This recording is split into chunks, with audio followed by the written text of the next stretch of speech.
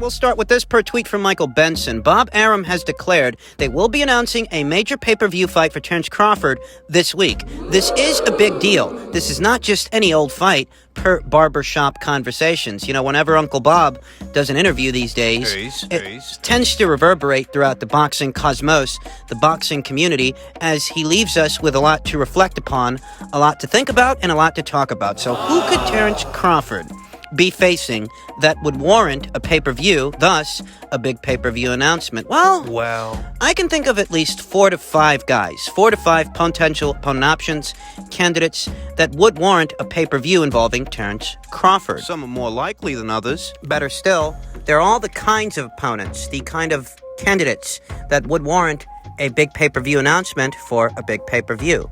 The least likely would have to be Manny Pacquiao. His name is in the hat. He is a potential opponent option. I vaguely recall some rumblings, some reports of Uncle Bob working on a potential Pacquiao versus Crawford fight. It's just that given Manny Pacquiao's age, his time away from the ring, you know, he's coming up on 2 years of inactivity. The last time he was in action was in the Keith Thurman fight. Since then, he's been stripped of the WBA welterweight title. There have been rumors and rumblings about a Pacquiao versus Mikey Garcia fight. That too. I view Pacquiao versus Mikey Garcia as being more likely to take place than Pacquiao versus Crawford. Nevertheless, Pacquiao is a name to consider. I don't think it's him. But if you want my opinion, and you're here, so I'll assume that you do, I think that it would be counterintuitive for Manny Pacquiao to take on someone like Terrence Crawford at this stage in his career, given his age and the fact that he's coming up on 2 years of inactivity, the same as Keith Thurman. That, from where I'm sitting, makes Manny Pacquiao the least likely to take on Terrence Crawford in his next fight. That brings us to our next candidate, another guy who I don't think is very likely to take on Terrence Crawford in the near future, though he is in the running. He has expressed an interest, and that's Keith Thurman, who I just talked about. Keith Thurman is coming up on 2 years of inactivity, the same as Manny Pacquiao. He's 10 years younger than Manny Pacquiao, though all the same. They're in a similar place in the sense that you don't fight someone like Terrence Crawford off that kind of a layoff. That's highly counterintuitive. And in spite of Keith Thurman having already expressed an interest in facing Terrence Crawford, I never bought into that stuff. I never believed him. I mean, maybe his name is in the hat. Maybe he's in the running to be Terrence Crawford's next opponent, but aren't there reports circulating right now about Keith Thurman potentially facing either Devon Alexander or Andrade? We talked about that here on the channel. I'd sooner believe that Keith Thurman fights any one of those two guys before fighting Terrence Crawford. What about Danny Garcia? What about Danny Garcia? Didn't he say that he's going up to 154? Didn't he say he's going up to junior middleweight? Yeah, he did. I don't think it's him, and I don't think it's Keith that Crawford is going to be facing in his very next fight. That brings us to our next potential candidate, Vergil Ortiz. Vergil Ortiz, post-fight after his big win over Maurice Hooker, let it be known he wants Terrence Crawford. Said he might not be ready for him, but he doesn't care. And for what it's worth, I actually believe Vergil. I actually believe that he wants that fight. But if I don't view Vergil as being all that likely to face Terrence Crawford next, though still likelier than Danny Garcia, still likelier than Keith Thurman, and still likelier than Manny Pacquiao, but not that likely overall, it's because even if Vergil wants that fight, who says that Vergil's management and who says that Vergil's promoter wants that fight for him? Maybe he wants it and they don't. Don't misunderstand me. I'm not telling you I think it's Vergil. I'm just telling you it'd be Vergil before it's either Keith, Danny, or Manny. And if it is Vergil, the pay-per-view could gain some traction because Vergil is a fighter of Mexican descent and he is amassing a following. A fight between him and Terrence Crawford would, I think, do respectable numbers even in today's unstable pay-per-view market. Something to the tune of maybe, 300,000 to 350,000 buys. I could see that happening, though I reiterate, I'm not convinced it's Vergil. I think it's Sean Porter, because I didn't forget that when Bob Arum said a couple of weeks ago that he was working on making that Pacquiao versus Crawford fight, he also dropped the name of Sean Porter. And then, like now, I viewed a Porter fight as being likelier to happen than a Pacquiao fight. Here today, I view a Porter fight as being likelier to happen than a Virgil Ortiz fight, than a Keith Thurman fight, than either Danny or Manny. I think the big announcement is that Terrence Crawford and Sean Porter are going to be locking horns on an ESPN pay-per-view. That's what I think. The people over there at the PBC don't have that much left to offer Sean. But Sean, he still wants to do things. He still wants to fight. His only chance now of fighting for a world title in the near future is fighting Terrence Crawford. It's not likely that Errol Spence Jr. gives him a rematch. It's not. Not when Errol Spence Jr.'s name is being tacked on to the name of Yordenis Ugas in what could be a unification match this summer, per tweet from Steve Kim. That's what Steve Kim's been hearing on the rumor mill, on the grapevine. Yeah. There are no other world titles to fight for on PBC Island for Sean Porter. Because the two that are there are tied up. Sean Porter has fought in the last 12 months, unlike Keith Thurman, unlike Manny Pacquiao, so he doesn't have to worry about shaking off ring rust ahead of a big fight like this with a dangerous opponent. He doesn't. Those things in mind, I think it's Sean that Terrence Crawford is going to be fighting. Now, I vaguely recall some interest being expressed by the Mikey Garcia people not that long ago in a Terrence Crawford fight, but I gotta tell you, I don't think it's Mikey. Nah. I mean, I know his name is in the hat. I know he's a potential opponent. He's kinda, sorta in the running. That got more attention from a lot of other people than it got from me, because then, like now, I don't think Mikey's gonna fight Terrence Crawford. I think Mikey's gonna go his entire career having not fought Terrence Crawford. You ask me who I think this big announcement is all about, and I think it's about Sean Porter. I think it's about Terrence Crawford versus Sean Porter on an ESPN pay-per-view. And I think it would be billed as such, billed as a pay-per-view, in order to make the fight possible, in order to satisfy both Terrence Crawford and Sean Porter's purse demands. Before, pay-per-view was exclusive to big marquee fighters. Big names, big attractions. Tyson, Jones Jr., Mayweather Jr., De La Hoya, Pacquiao, those kinds of people. Whereas these days, fights end up on pay-per-view in order to satisfy the purse demands of what are not necessarily big attractions. Not as big. Don't get me wrong, I love Terrence Crawford, but he isn't in a place now where fighters like Manny Pacquiao and Oscar De La Hoya were in yesteryear. He's not a huge name, not a big draw, not the biggest. In truth, none of these guys really are.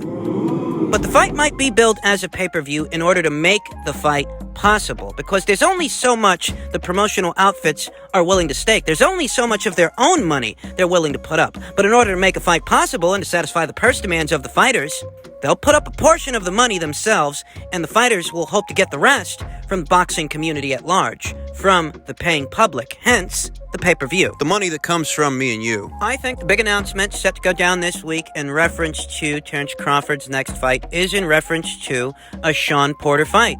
And if that's the case, I'm okay with it. I'm all for it. Why the fuck not? So, the most we can do now is wait and see. Wait and see what happens.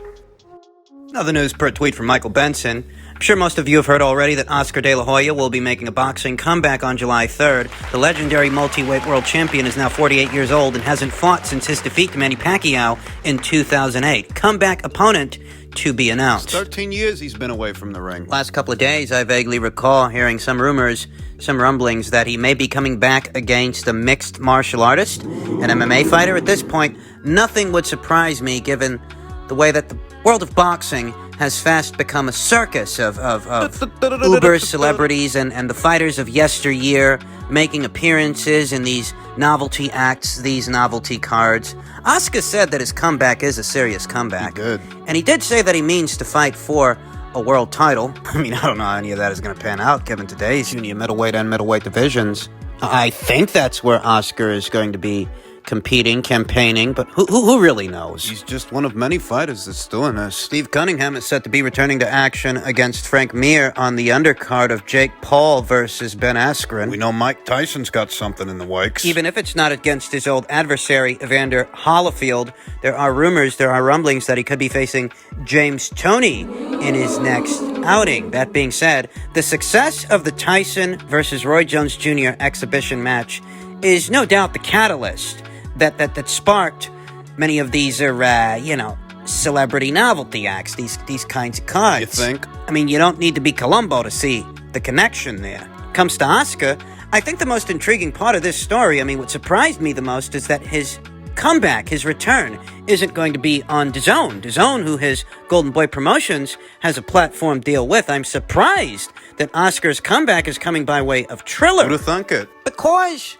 Canelo Alvarez has since parted ways with Golden Boy Promotions. They're not in the Canelo Alvarez business anymore. You would have thought that Oscar could use this comeback of his to maybe use what celebrity he has left to compensate for Canelo's absence, using his own star power in place of what would have been Canelo Alvarez's. I mean, I am a bit surprised that this comeback of his isn't going to be featured on DAZN. I don't know, maybe they weren't interested. Maybe behind closed doors, the relationship between Golden Boy Promotions and DAZN is strained, and Oscar is looking to make new platform relationships with new and exciting platforms like Triller. Well, that's one way to interpret that. Very recently, Ryan Sinaglia caught up with Donnie Nietes, the former WBO super flyweight champion Donnie Nietes, who told him the goals he still has left to accomplish are fights with Chocolatito, Gallo Estrada, and Sisraketsor Rungvisai. Well, that's very ambitious of him. Former WBO super flyweight champion Donnie Nietes, former 4-division champion Donnie Nietes, who's set to be returning to action this weekend on the undercard of Herring versus Frampton, set to go down in Dubai. He ain't fought since December of 2019. When he won a split decision over current reigning WBO super flyweight champion Kazuto Ioka of Japan. Donnie's been out for roughly 3 years, and he's set to be returning to action very soon against a journeyman-level opponent. No harm in that, given that Donnie's 38 years old and he hasn't fought in 3 years. Can he integrate himself into today's upper echelon of super flyweight fighters? Can he get a fight with Gallo? Can he get a fight with Chocolatito? Can he get a fight with Sor Rungvisai? I'm not sure. I'm not sure that he can integrate himself into that picture because there's a lot already going on there. You know, very recently, Gallo Estrada was elevated to franchise champion to make way for a third Chocolatito fight. Currently, Sor Rungvisai is the reigning WBC super flyweight champion. Maybe Donnie can get a fight with him. Because there's not much chance of pinning down current reigning IBF super flyweight champion Jerwin Ancajas, and Donnie's already been there and done that with Kazuto Ioka. I don't know that either of them want a rematch. And Donnie was very specific after all. He did mention 3 fighters by name: Chocolatito, Gallo, and Sor Rungvisai. That being said, we know who Donnie Nietes wants. It's just a question of whether or not he can get them. Can he get far enough at age 38 in what remains of his career to challenge those fighters, given that they're busy? They're already spoken for. They've already got things going on. Sor Rungvisai is having a rematch with Mexico's own Carlos Cuadras, and we know the plan is to have a third installment of Chocolatito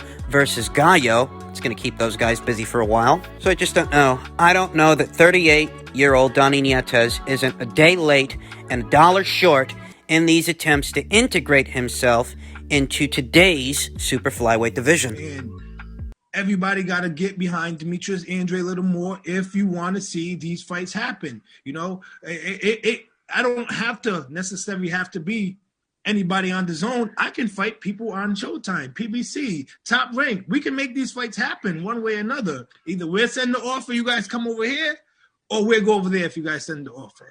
I can do that. It's in my contract. I'm not sure to be talking about my contract, but I can go anywhere I please to go. You've had a long. So what you're trying to say is also, is Charlo or anybody else, do they want to fight me? Will they want to fight me? So if they say yes, if they come out and say yes, instead of like, oh, lines only, I'm the man, lines only. Instead of like being on that shit, do you really want to fight? Let's sign the dotted line. Let's make this shit happen. I can go to Showtime, no problem. Or they can come to DAZN. So that's what it boils down to at the end of the day. Triple G maybe never happen. Canelo will probably never happen because they don't want to make it happen. Very recently, Jermall Charlo sought refuge from the mounting pressure to face David Benavidez and move up in weight in order to do so by saying that he'd fight Demetrius Andrade instead. So on the face of it, the feeling is mutual. Demetrius wants Jermall, and Jermall wants Demetrius.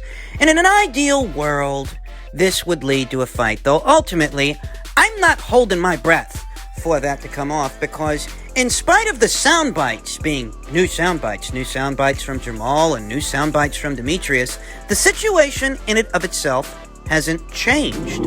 Eddie Hearn said a long time ago that if the people over there in Showtime or Fox are interested in having a fight between Demetrius and Jamal on their platform, he's open to it. They can do it that way too. All they've got to do is match what Demetrius Andrade would make on DAZN. But they'll send him over. No problem. Said that shit a while ago. Jamal Charlo was more interested in facing a Sergey Didivinchenko after a year of inactivity and a loss. That's what he did. I mean, if you want to know what I think about it and you're here, so I'll assume that you do, I think Demetrius wants the fight, but I don't think that Jamal does, and I've said that before. I've said that Jamal Charlo is seeking refuge in name-dropping Demetrius Andrade as a potential opponent option to seek refuge from David Benavidez in a situation that he created by shooting off at the mouth. You can cite network and promotional politics with any number of boxers out there that you've name-dropped, but you can't do that with David. You guys are on the same side of the street. You fight on the same networks,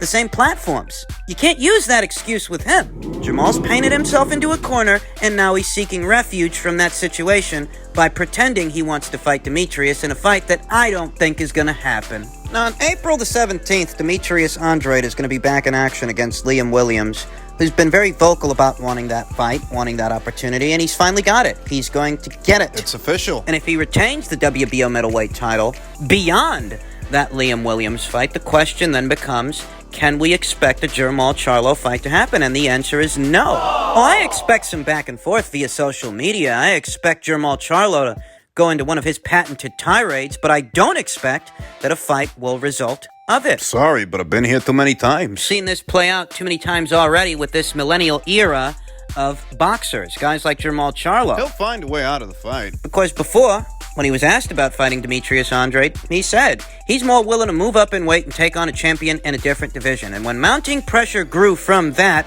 he decided to be interested in Demetrius again. In reality, he's not interested in fighting that guy at all. He's a flip-flopper. A flim-flam artist. That's what he is.